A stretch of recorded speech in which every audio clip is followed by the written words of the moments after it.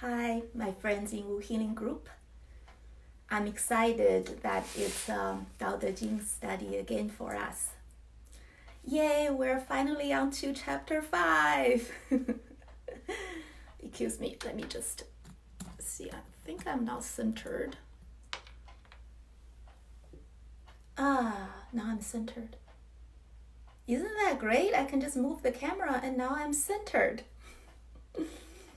Hi, Breda. Thank you for joining me. So today we're going to study together Dao De Jing chapter 5. I'm gonna read you the Chinese version first, and then I pick the translation by Stephen Mitchell for chapter 5, and I'll read you that after Chinese. Yeah. After today's class, I will also put Artie's the translations I use at the top of the video, so if people watch it afterwards, and you'll be able to see what the translation that I used. Okay, here it goes. Chapter 5. 天地不仁，以万物为刍狗；圣人不仁，以百姓为刍狗。天地之间，其犹橐越乎？虚而不屈，动而欲出。多言数穷，不如守中。It's a short chapter, right? Pretty much all Dao De Jing chapters are about, pretty much this is the standard length. However, each chapter we really would take about 3 classes to go over because the wisdom is so condensed. Okay, Stephen Mitchell translation of chapter 5. The Tao doesn't take sides. It gives birth to both good and evil. The Master doesn't take sides.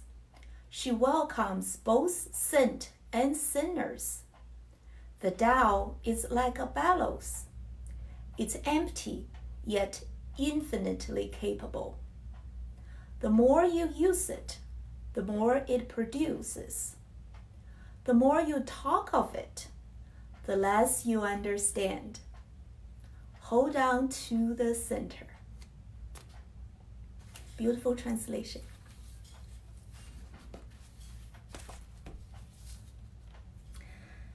Okay, Dao De Jing chapter 5 starts.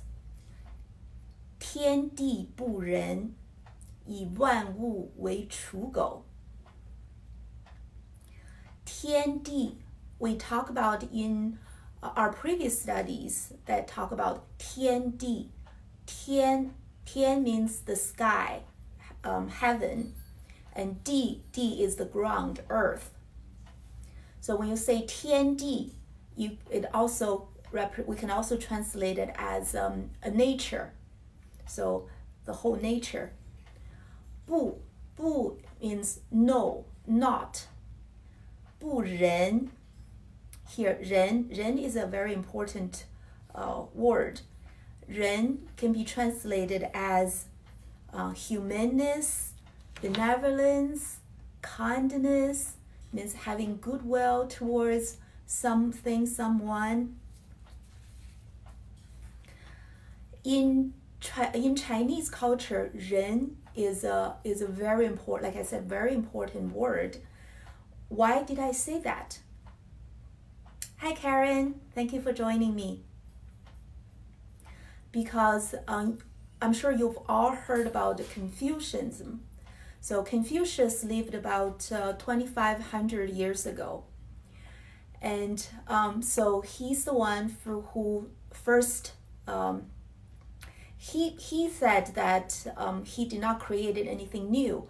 What he promotes, the ethical standard, are from even more ancient, the Chinese society that he believes is more, have more the better moral standards.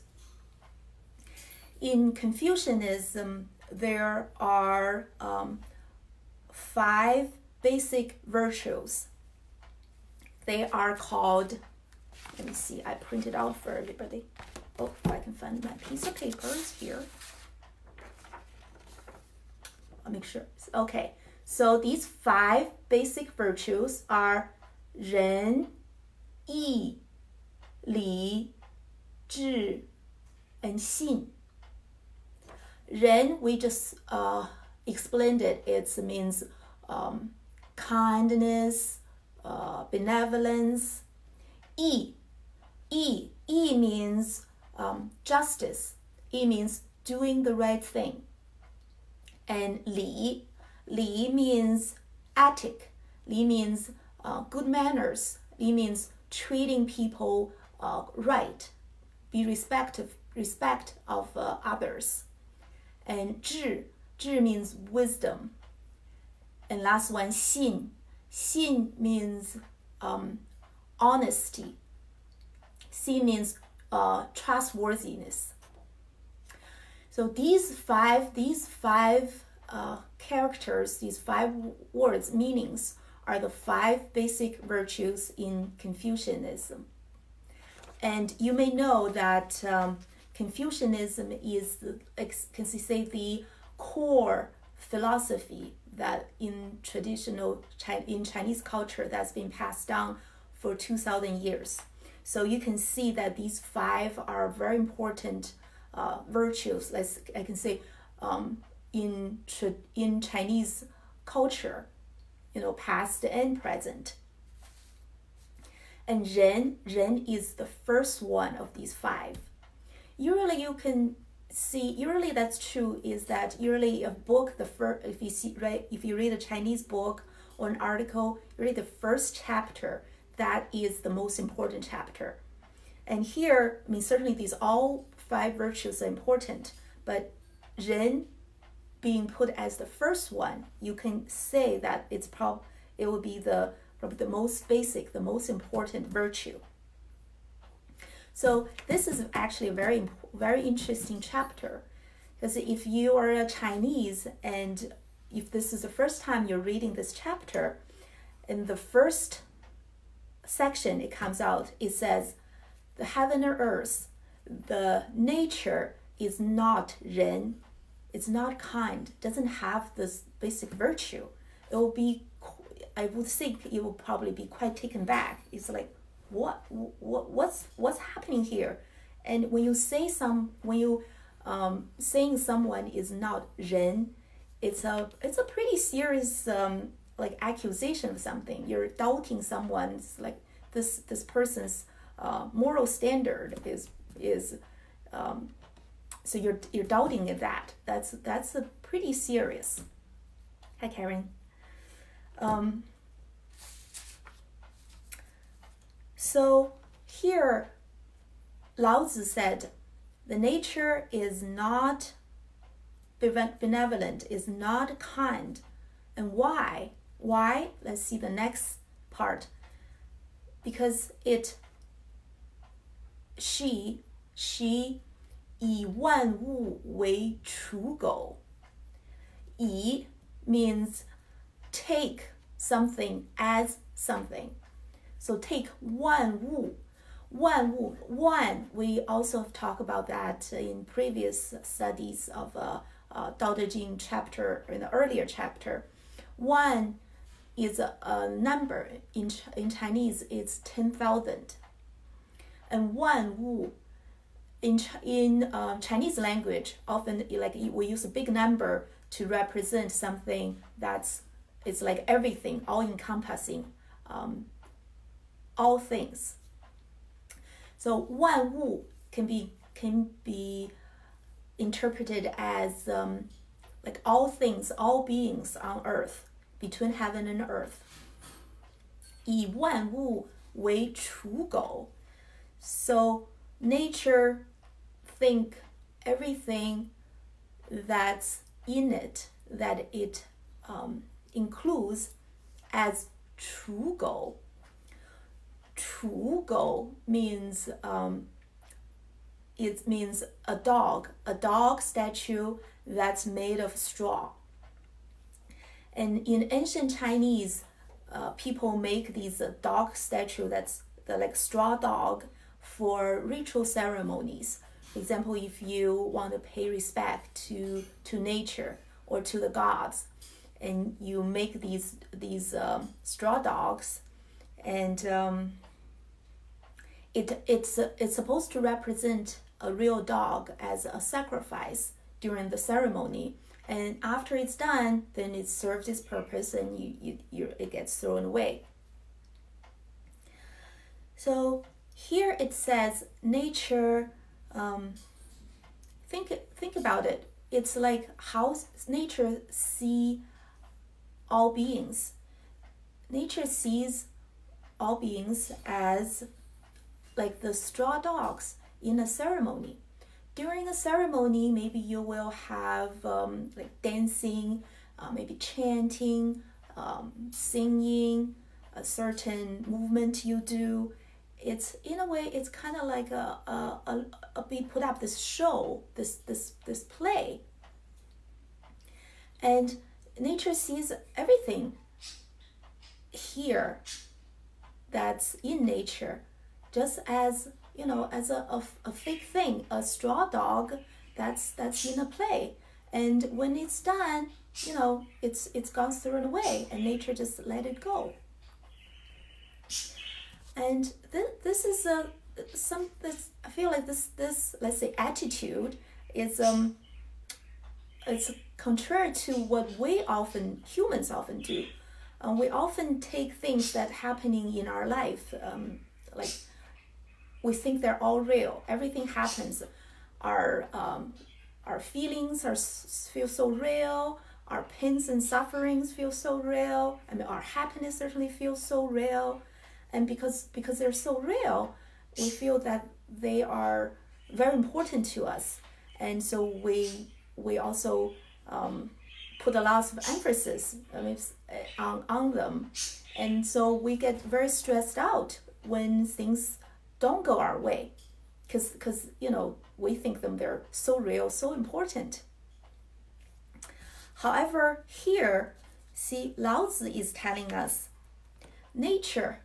That's how nature sees things. Nature sees everything as you come up as a play, and you a straw dog, and did what you need to do, and it served its purpose, and then it's okay to let it go. So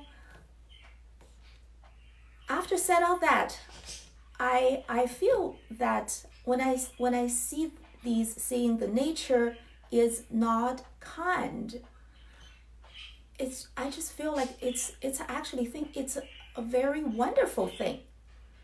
It's very wonderful that nature is not kind. And why do I say that? Think about when we say, okay, someone is kind, someone is not kind. What does that mean?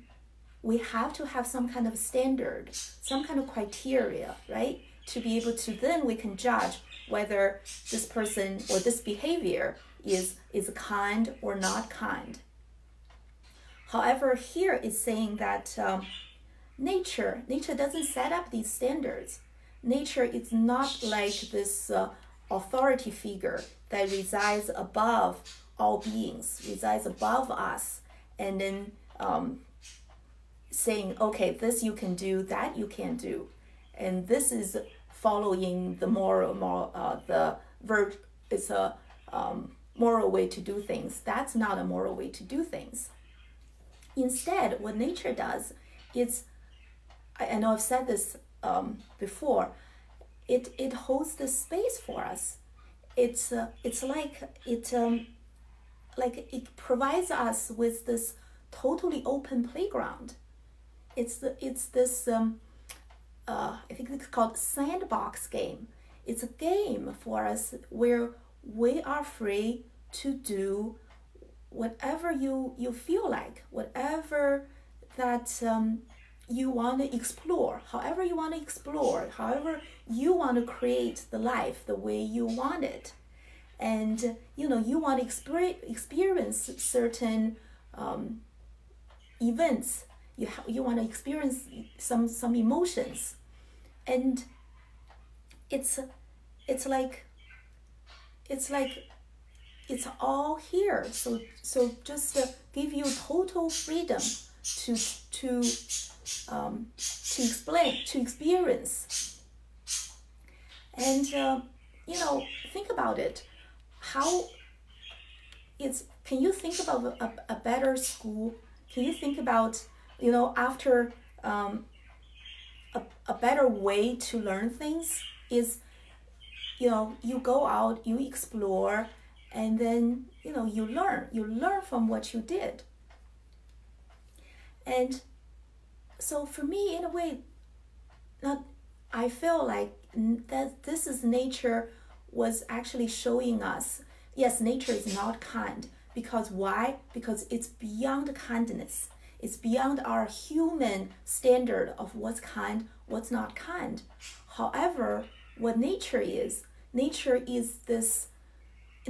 us this deeper love and this deeper trust for us. Nature is providing itself to us. And see, just like it's all here. We trust you to do, to play, to explore, to create, and to learn. It's just making me, when I read this, I'm just feeling this love. I feel like it's towards me, towards everyone. And yeah, it's think about it. That's life is to us. That's nature. That's life. Life offers us so much freedom for us to explore and for us to learn.